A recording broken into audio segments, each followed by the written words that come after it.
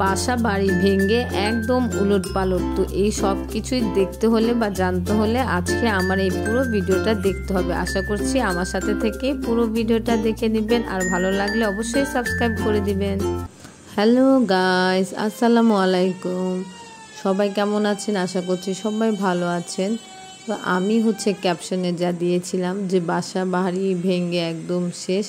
তো দেখেন আমার বাসাটার কি অবস্থা। যেহেতু নতুন ফ্ল্যাট নিয়েছি, অনেকেই জানেন আবার অনেকেই জানেন না, তাই ভাবলাম যে একটু ভিডিও শেয়ার করি।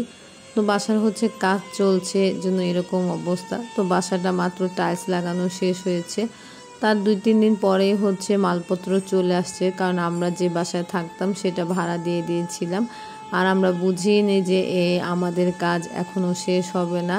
তাই একটু বেশি ঝামেলা হচ্ছে, কারণ জিনিসপত্র চলে আসছে, আবার তার উপর কাজও হচ্ছে। আর এগুলা ছিল সবই রোজার পরের ক্লিপস। তখন অনেক ব্যস্ত ছিলাম, তাই দিতে পারিনি। আর আমার কিছু ভিডিও ছিল রানিং, তাই ওগুলা শেষ করে এই ভিডিওগুলো দিচ্ছি। আর এটা আরও 2 দিন পরে। রঙের কাজ মোটামুটি প্রায় শেষ, আর এটা লাস্ট ফিনিশিংয়ের কাজ চলছে। আর এখানে আমার কিচেন ক্যাবিনেটের কাজ চলছিল। তো এইখানের কাজও মোটামুটি শেষ, বাট শেষই হচ্ছে না। সেই যে রোজা থেকে শুরু হয়েছে, এখন অবধি শেষ হয়নি।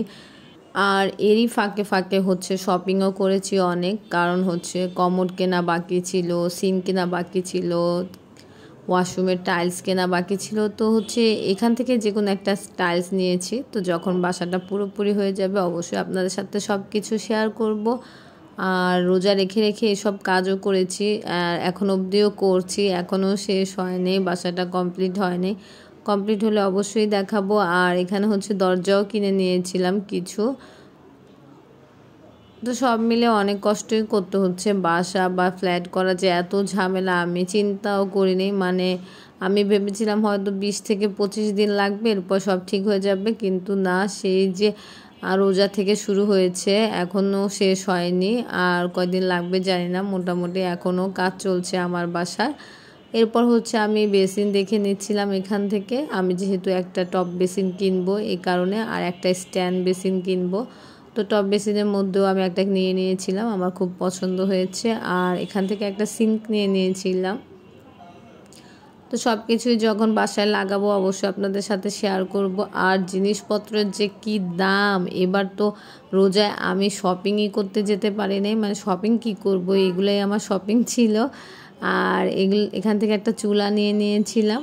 তো আপনাদের সাথে আস্তে আস্তে সব কিছুই শেয়ার করব, তাই একটা র্যান্ডম ভিডিও নিয়ে চলে আসছিলাম যে আমার বাসায় কি চলছে। আমার বাসা পুরো উলট পালট হয়ে গেছে। আর এখন পর্যন্ত যারা ধৈর্য সহকারে আমার ভিডিওটি দেখছেন তাদেরকে অসংখ্য ধন্যবাদ, আর অবশ্যই সাবস্ক্রাইব করে দিবেন। আর আজকে এ পর্যন্তই। সবাই ভালো থাকবেন। আল্লাহ হাফেজ।